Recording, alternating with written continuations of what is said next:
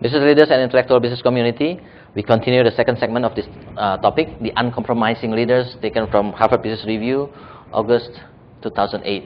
And we still have here Dr. Aldo Fontao from Argentina, the leadership seminar speaker, which is well known internationally. I would like to entertain some questions from the audience, and I would like to have Pak Hasan as the first who wants to ask questions or raise questions. Please, Pak Hasan. Mr. Fontao, Dr. Fontao, I have always been curious about discussions about leadership when it's discussed among managers, because I often see that the definition seems to be blurred between a good leader and a good manager. The simply stated is, do you have to be a good leader in order to be a good manager, and do you have to be a good manager in order to be a good leader? Thank you. All right, so you're asking about the definition of leader, right? So, Dr. Fontao, before we continue discussions, maybe we better define well what is leader according to you and what is leadership, so that we don't, jump into the wrong bush. Huh? Please. First of all, thank you for calling me Mr. Fontao, because you are born Mr., but you are made Doctor. So it's more important to be a Mr. than a Doctor. The second point is, you are right, managers and CEOs, but you are assimilating CEOs with leadership. And that's not necessarily true. There is a difference, in my opinion, between a leader and a manager. The leader is the one who provides direction. The manager is the one who executes what the direction says that you have to go. So a leader will provide direction and says, you mean that the different person or different function? Different function that can be in the same person. All right. Or not. But the manager is the one who decides how to do things well. But the leader is the one who provides the direction. All right. Now, a manager, he can be a leader, providing direction at the same time. But he can be an excellent first-class manager that are very important to the company, but he is an effective person that makes things happen. And the leader may not be a person that has managing... Which one is more important? I mean, setting the up direction or delivering results? We need both of them. Right. If you can combine both in the same person, that would be the ideal thing. But in fact, I would prefer both things separated. Why? Because the leader providing direction is a function that cannot enter too much inside of the work. So you mean that the two functions should have two representative persons. One person doing just the directions as leaders, and the other doing the executions. I would say that that is a very good combination, because in order to provide direction, you have to be thinking. I always mention leadership is to lead your follow 10 years ahead. All right. You have to live 10 years ahead if you want to be a leader.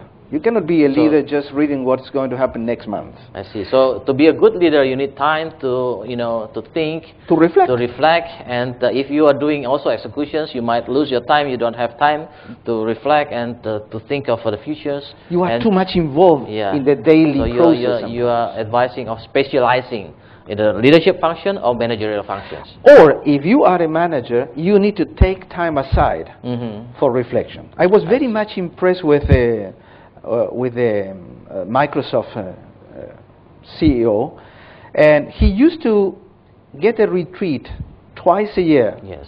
He went to the mountains with no one around.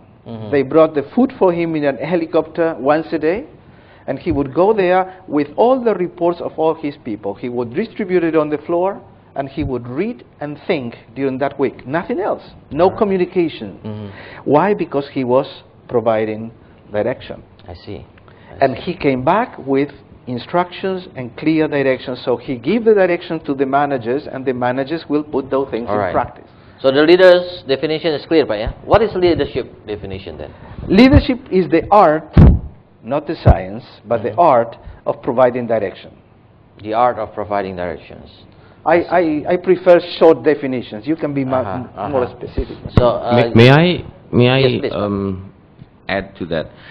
only through experience, I've come to a conclusion that, like you said, managers, good managers, are ones who know how to prioritize and to allocate resources.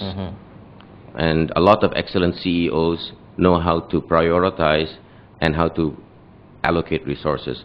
But leaders are ones who know how to manage fear and courage within himself or herself and among his followers.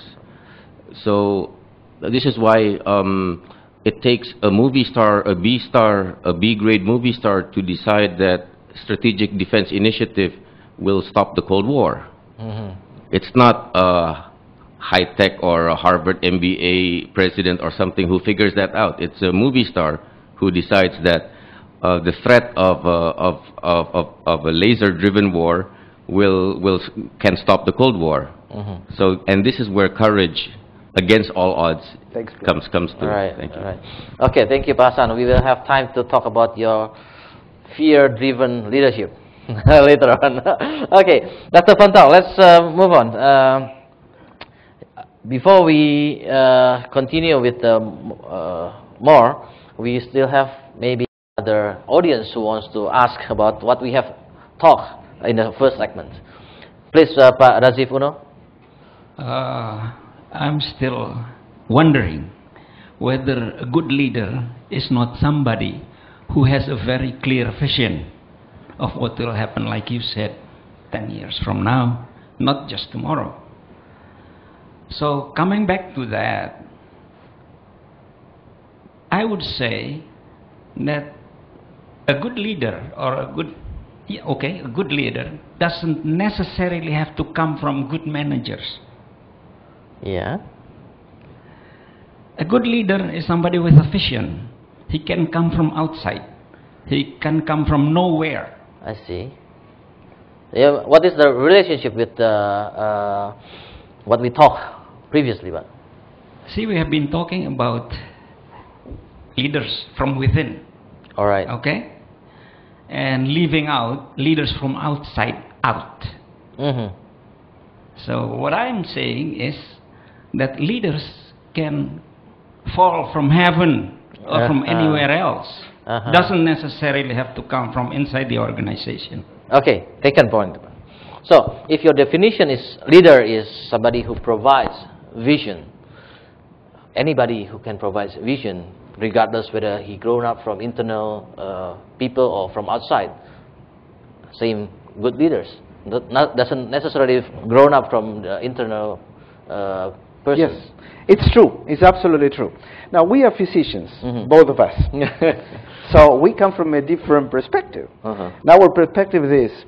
There are things in front of a patient that seem really fine, and theoretically, they should work in that way. But when you put in practice that concept, and you give him that medicine, the medicine doesn't work. Though it seems that it should work. Yes. So, the reality is, as you said, it is true. A good leader can come from inside or from outside. It's a question of having vision. No doubt of that. Now, the question is, the research that has been done has shown that the best handled home companies in the last 10 years, practically all those leaders came from the inside. All right. So that doesn't mean a leader from outside will fail. I see. But you have to accept the numbers, saying there is something happening here. All right. Now, I agree, sometimes inside of a company, you really do not have the people qualified to move ahead, and you need to bring someone from the outside. But maybe what happens is you bring someone from outside, that person will produce some kind of growth, not the complete growth, and after being inside of the company for long enough, that's when they start developing the successful model. That might be the answer. The other thing, another comment would be, we are talking about a visionary leader, which is absolutely true, and I agree. But let me do a very brief revisitation of the leadership concept. In the 70s, we were talking about leadership, servant leadership. And all the books published were talking about servant and serving the community, 70s. In the 80s came all these American backstage about the visionary leaders. And that's when the CEO appears. CEOs were not something of the 70s, are things from the 80s. So the vision came out of that. So now we discover, okay, vision is important. And sometimes the leader became that visionary person that was on the top of the mountain doing all the reflection and the thinking. Now, in the 90s, what we get is the transformational leader. And all the books were talking about transformational leader, and you have to transform the people, transform the society, and to produce changes. In the early years of this century, the new concept was mentoring. So everyone is talking about mentoring and coaching today. All right. And at the end of the 80s, there was the trend of excellence, looking for excellence. So there are patterns that leadership is going through. Yes. Now the question is, can a leader be not a servant? No. A leader should be a visionary. Absolutely. Should work with excellence. Absolutely. Should be a transforming element. Absolutely. Should be coaching and leading one-to-one. Absolutely. So leadership is the combination. Is that every 3 or 4 years we are discovering a new facet. The other sides of that's right, the complete of leadership one thing style. that is leadership. And I am really struggling to find out which is the next one. If I could know it, I would write a book and be the first one. You'll be a hit. That's right. Okay, we continue with the next segment. So, business leaders and intellectual business community, please interact with us. Send your comments, questions, and anything by SMS to 0896*788, and those who are selected can receive this book, Proactive Visionary Leader by Dr. Anthony D'Souza. We go for the next segment.